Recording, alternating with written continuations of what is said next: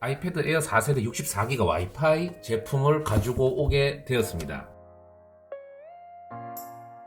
사실 제가 좀 미리 사용해봐가지고 비닐은 이렇게 이거를 오픈을 하면 이 종이 더 두꺼워가지고 굉장히 오픈하기가 어렵습니다. 이런 식으로 아이패드가 들어와, 그래서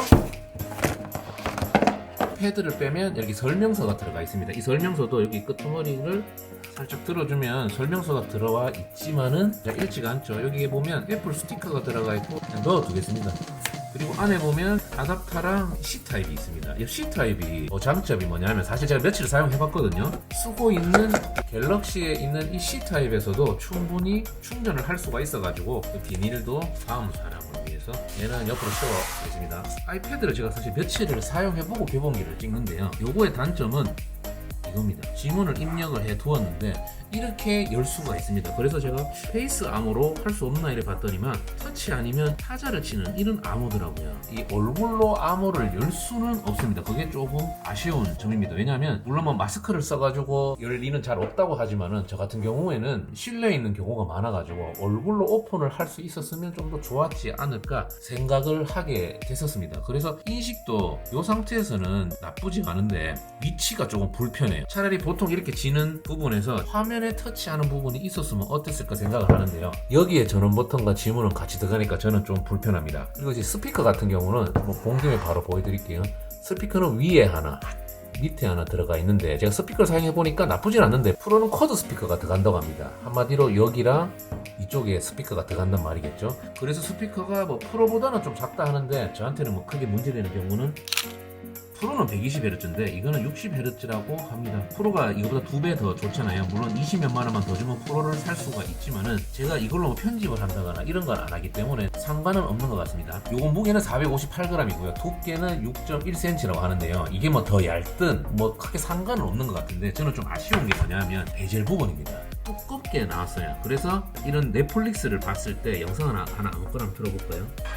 이런 식으로 영상을 봤을 때 이 베젤이 좀 더 얇으면 와이드하게 볼 수가 있는데 이런 점은 조금 아쉽다는 생각이 듭니다. 그리고 요거 가격은 77만 9천 원으로 나와 있습니다. 저는 64기가고요. 그리고 이 카메라 같은 경우는 1200만 화소의 싱글 렌즈가 들어가 있는데 프로 같은 경우는 라이더 센서랑 듀얼 카메라가 들어갔다고 하는데 슬로우 모션이라든지 이런 것들은 프레임 수를 더 많이 하는 것 같아요. 1800HD에 240프레임까지 슬로우 모션을 녹화를 할 수가 있습니다. 이거는 제가 쓰고 있는 소니 알파 7 C보다 더 좋은 것 같네요. 수치상으로 봤을 때 4K 60프레임과 1080에 240프레임이 고가의 미러리스보다 수치상으로는 좋아 보이지만은 렌즈가 하나입니다. 이 렌즈가 하나인 상태에서는 아마 굉장히 밝은 곳에 가야 그나마 이 수치들이 빛을 발하지, 어두울 때는 노이즈 현상이 일어나서 아마 사진이 좀 깨질 겁니다. 영상이라든지. 패드로 영상 찍고 사진 찍을 일은 없을 것 같거든요. 근데 괜히 이게 좀 아쉽습니다. 그리고 요거 같은 경우는 헥사 코어가 들어간다고 합니다. 코어가 6개가 들어가는데요. 프로는 8개가 들어간다고 합니다. 그래서 프로 같은 경우에는 복잡한,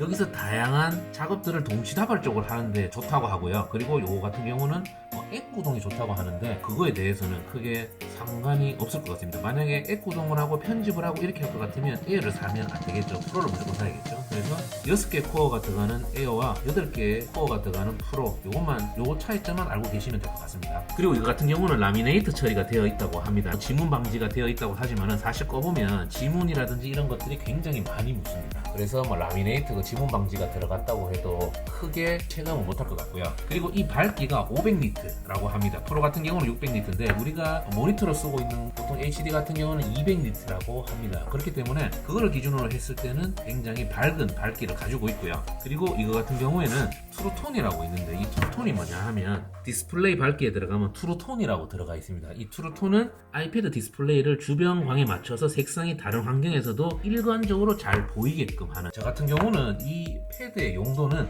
넷플릭스랑 유튜브랑 애플 펜슬을 통해서 회의할 때 그냥 쓰는 용도로 사용을 할 거기 때문에 이 아이패드는 애플 펜슬이 없으면 적어도 내한테는 쓰레기야. 쓸 데가 없어. 근데 이 가격에 비해서 제가 넷플릭스, 유튜브, 그리고 메모 이 세 가지를 하는데 이 스마트폰으로 보는 것보다 이 화면이 훨씬 넓기 때문에 이게 10.9인치거든요. 10.9인치이기 때문에 훨씬 더 유용하게 쓸 것 같습니다. 대신 이게 휴대성은 좀 떨어집니다. 휴대폰 같은 경우는 유튜브 사용입니다.